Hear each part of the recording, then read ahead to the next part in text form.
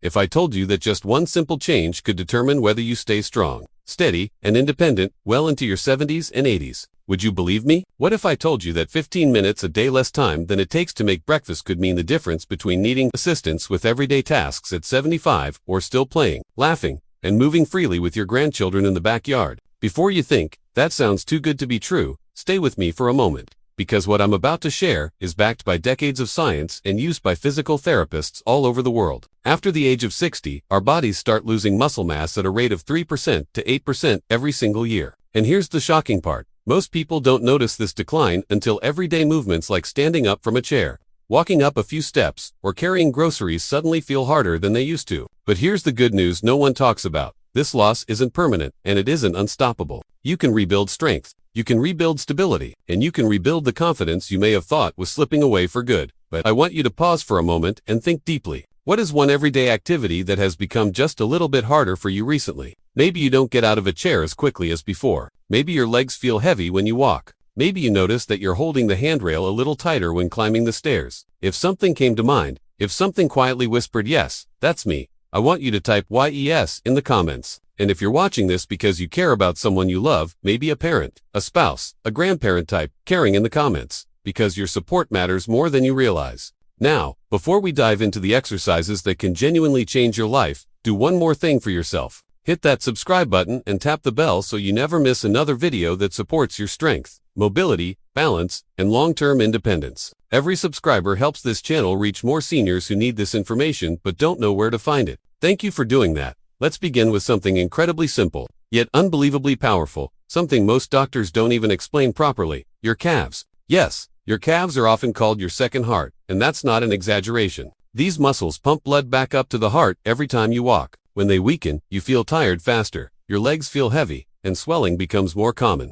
And calf raises are one of the easiest ways to fix that. You can do them anywhere while brushing your teeth, waiting for your tea or coffee, or even during commercial breaks. Stand behind a sturdy chair and lightly place your hands on the back knot to support your weight. But just for balance, lift your heels and rise up onto your toes as if you're trying to peek over a fence. Feel the squeeze in your calves. Hold for 2 seconds, then lower down slowly, because the slow part is where real strength develops. Start with 10 repetitions. If 10 is too much, start with 5. Perfect quality always beats sloppy quantity. And if standing is difficult, sit down and lift just your heels. You'll still get the benefit.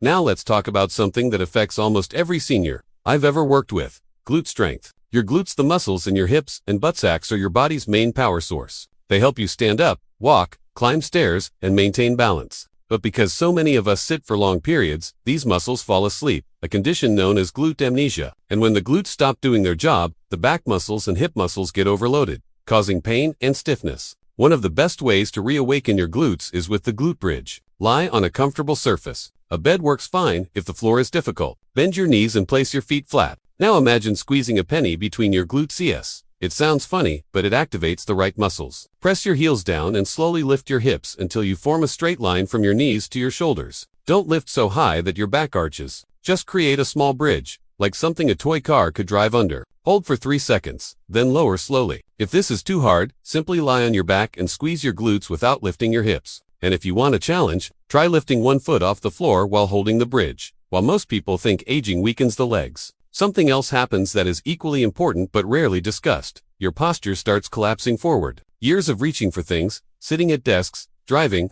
and looking down at phones pull the shoulders forward, creating that question mark posture. This doesn't just look older, it actually restricts your breathing, reduces your lung capacity, and causes neck pain and headaches. The antidote is scapular retraction. Sit or stand tall. Raise your arms to shoulder level, elbows bent like a football referee signaling touchdown. Now imagine squeezing a tennis ball between your shoulder blades. Pull your elbows slightly back and down, like you're tucking your shoulder blades into your back pockets. Hold for 5 seconds. Breathe normally. Relax. Repeat.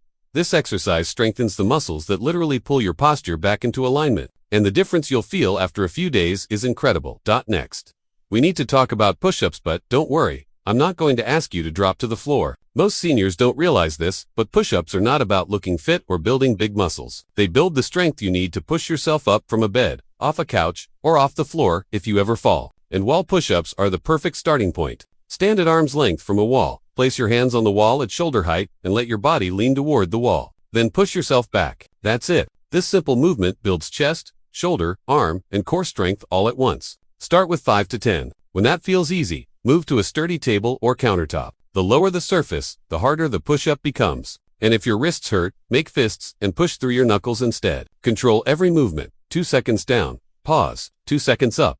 Now let's address something even fewer people talk about. Spinal rotation. Your spine isn't meant to stay stiff. You twist your spine when you reach behind you, when you get dressed, when you check your blind spot while driving. Yet most exercise programs skip rotation entirely, and that leads to stiffness, reduced mobility, and increased injury risk. A simple seated twist fixes this. Sit tall, with both feet on the ground. Place your left hand on your right knee and gently twist your torso to the right, looking over your right shoulder. Don't twist from your neck, twist from your mid-back. Breathe in deeply as you sit tall, then exhale as you twist. Hold for 15 to 20 seconds. Switch sides and repeat. This exercise keeps your spine young, flexible, and capable. Now, here's the question everyone asks. How do I fit these exercises into my day? And here's the truth. You don't need a dedicated 15-minute block. You can spread these movements through the day, making them almost effortless. Do your calf raises while your breakfast cooks. Do your scapular retractions during commercial breaks. Do your seated twists after meals. Do your glute bridges before bed.